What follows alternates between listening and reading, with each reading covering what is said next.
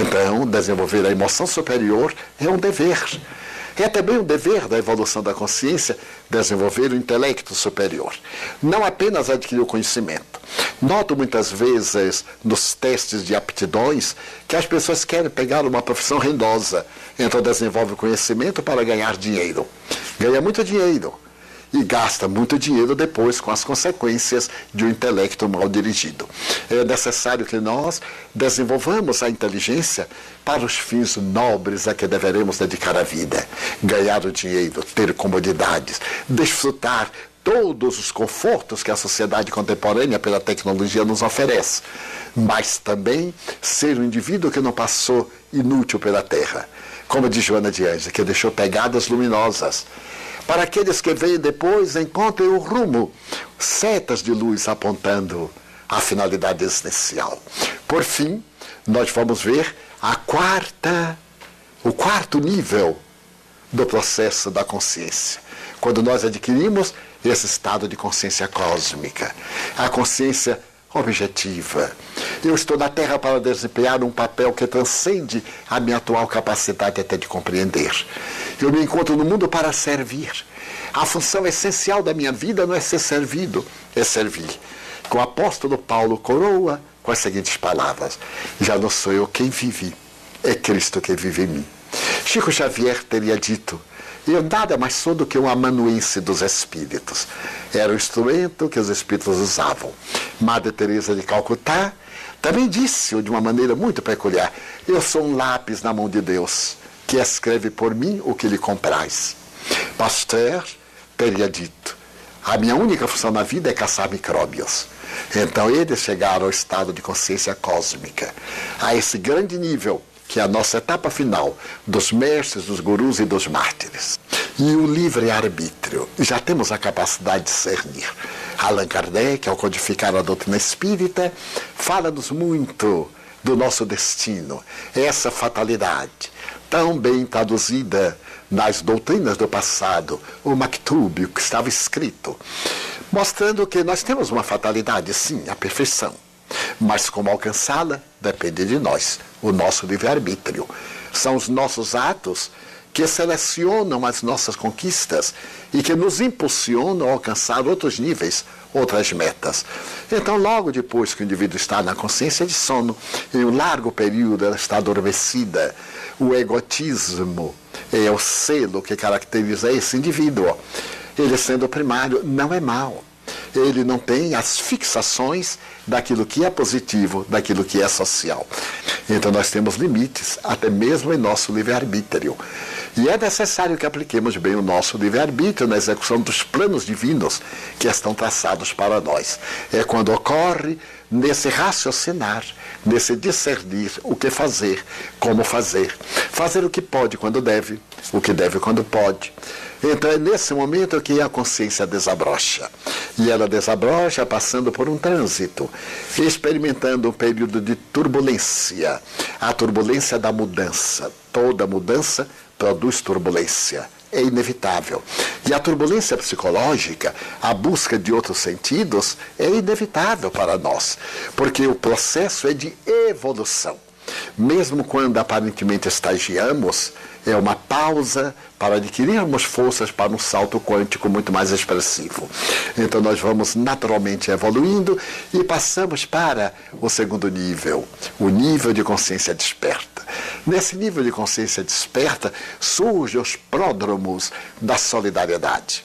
Nós nos damos conta que não somos autossuficientes, que nos necessitamos uns aos outros.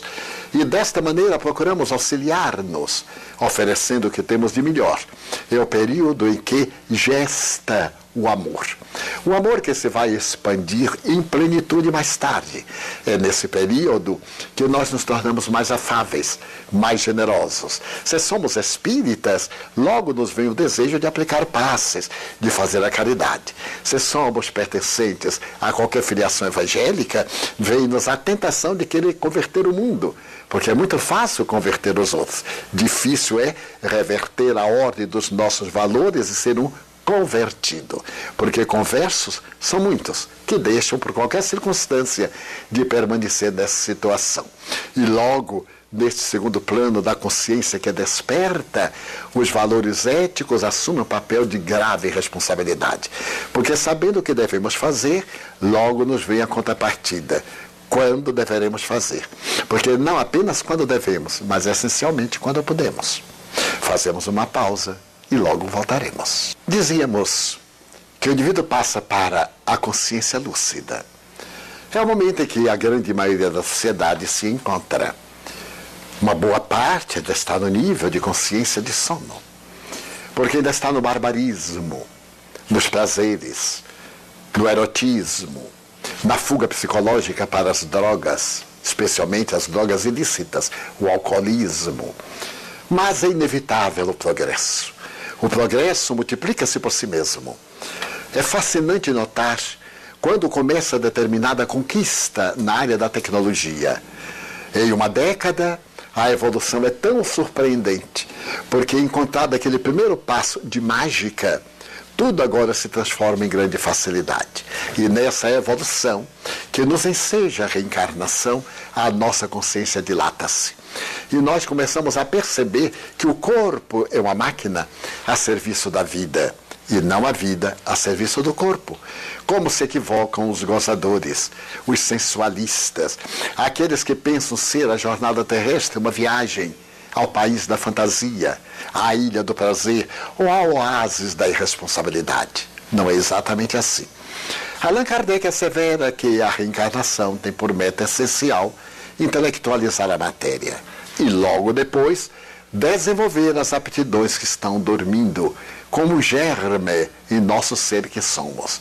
No terceiro nível de consciência, Pedro Ouspensky revela que esta máquina deve ser trabalhada com correção, porque ela é o resultado das nossas conquistas através das experiências multifárias do processo antropossócio-psicológico da evolução.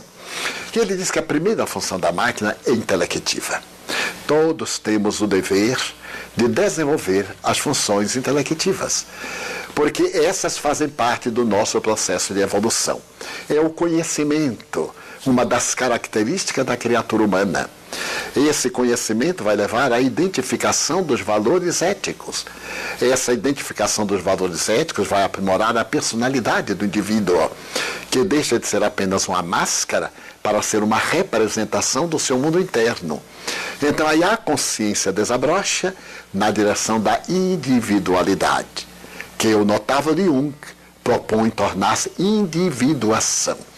Esse perfeito estado esse estado luminoso, que é a nossa meta, é o nosso reino dos céus, na linguagem de Jesus.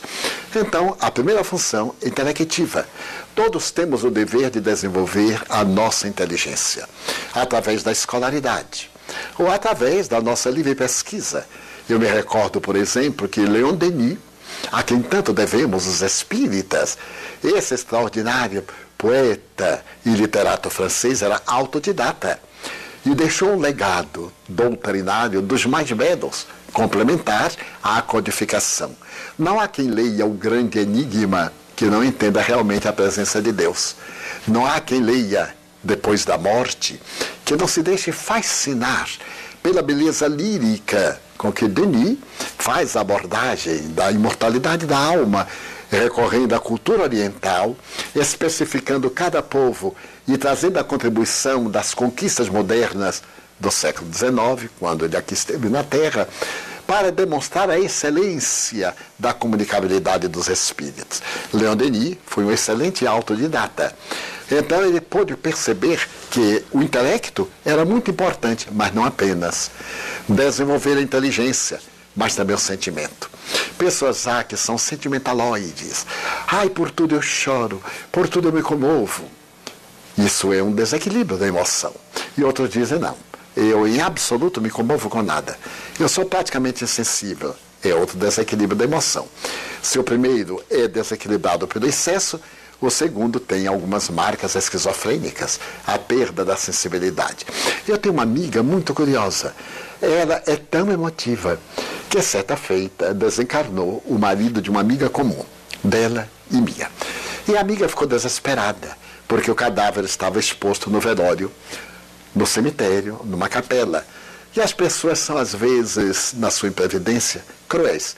Porque chegam à viúva, ao familiar desencarnado, ai, mas como é que morreu? Conte-me. E a pessoa tem que desfilar aquele rosário, reviver todos os momentos amargos. E mal terminou, chegou e disse, mas que coisa, hein? Mas como foi mesmo que ele morreu? De que morreu?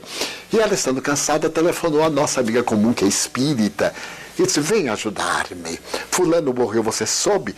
E a nossa amiga respondeu, não soube, e já começou a chorar. Eu estarei aí dentro de breves momentos. Foi preparar-se chorando, pegou o carro chorando, chegou ao cemitério chorando, adentrou-se pela capela chorando, debruçou-se sobre o caixão chorando, e chorou copiosamente. Por fim, quando se cansou, levantou a cabeça, e olhou e disse, meu Deus, eu acho que não conheço ninguém aqui. E olhou para o cadáver, não era do nosso amigo. Ela ficou sem graça, saiu correndo e só então lhe ocorreu que havia várias capelas. E em cada capela havia um velório. Ela foi olhando os nomes até que entrou no local certo. Entrou e a viúva veio em pranto, abraçou-a. E ela atendeu muito bem a viúva.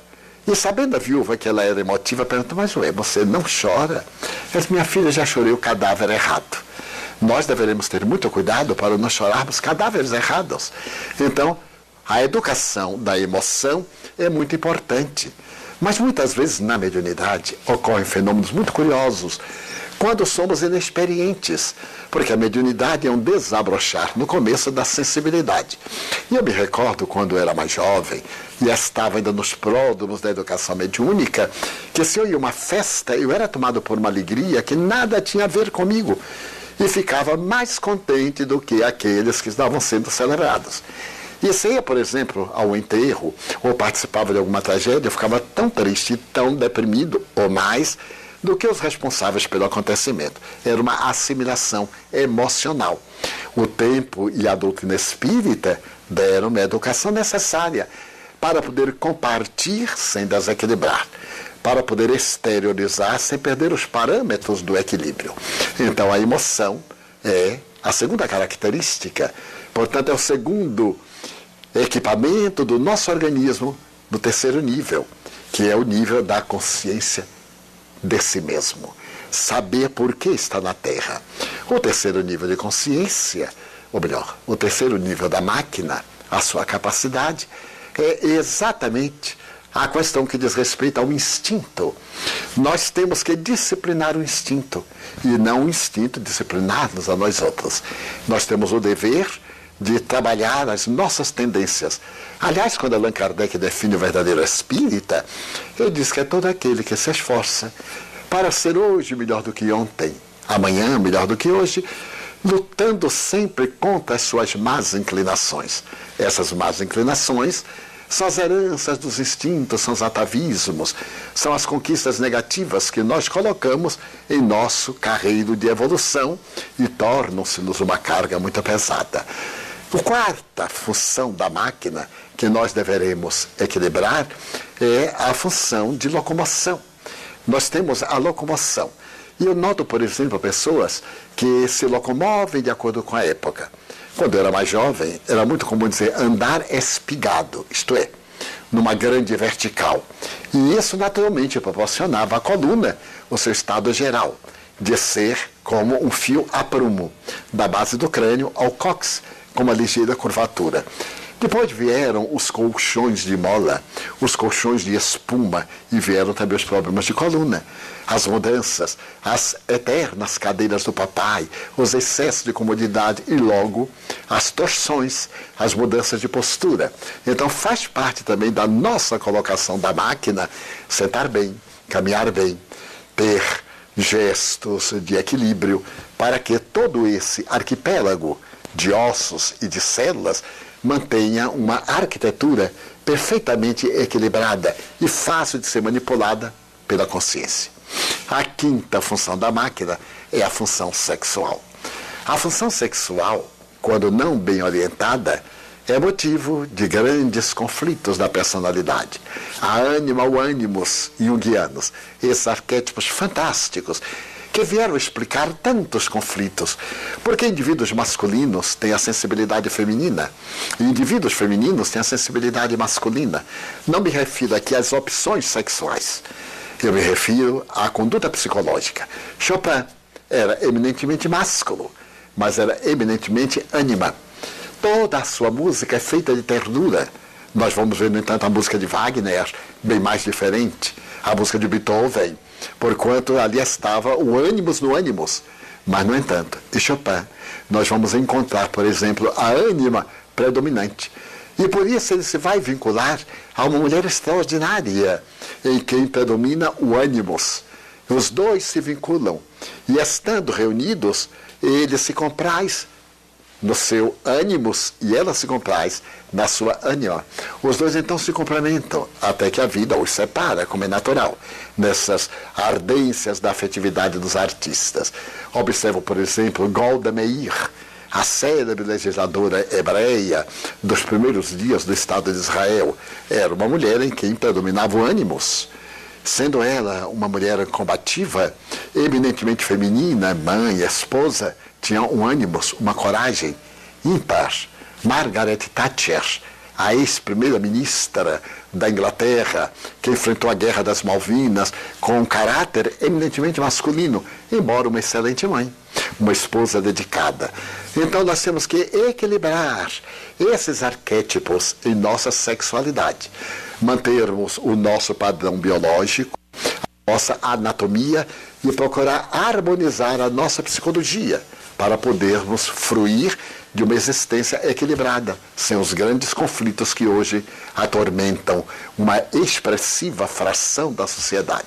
A sexta função da máquina é a emotiva superior. Quando nós pudermos desenvolver as emoções a ponto de nos comovermos com uma paisagem iridescente, o amanhecer, o crepúsculo, contemplar uma floresta, contemplar uma flor, deter-se diante de uma pintura e procurar entrar na alma do artista, o que é que ele quis dizer, ouvir uma música e deixar-se arrebatar por essa presença admirável que nos leva a evocações carinhosas e que nos permitem associações, ora brilhantes, ora tristes, ora perturbadoras e horas estimulantes para nós continuarmos a viver. Então, desenvolver a emoção superior é um dever. É também um dever da evolução da consciência desenvolver o intelecto superior. Não apenas adquirir o conhecimento. Noto muitas vezes nos testes de aptidões que as pessoas querem pegar uma profissão rendosa. Então desenvolve o conhecimento para ganhar dinheiro. Ganha muito dinheiro. E gasta muito dinheiro depois com as consequências de um intelecto mal dirigido. É necessário que nós desenvolvamos a inteligência para os fins nobres a que deveremos dedicar a vida. Ganhar o dinheiro, ter comodidades, desfrutar todos os confortos que a sociedade contemporânea pela tecnologia nos oferece. Mas também ser um indivíduo que não passou inútil pela terra. Como diz Joana de Ângeles, que deixou pegadas luminosas. Para aqueles que vêm depois, encontrem o rumo, setas de luz apontando a finalidade existencial. Por fim, nós vamos ver o quarto nível do processo da consciência. Quando nós adquirimos esse estado de consciência cósmica, a consciência objetiva. Eu estou na Terra para desempenhar um papel que transcende a minha atual capacidade até de compreender. Eu me encontro no mundo para servir.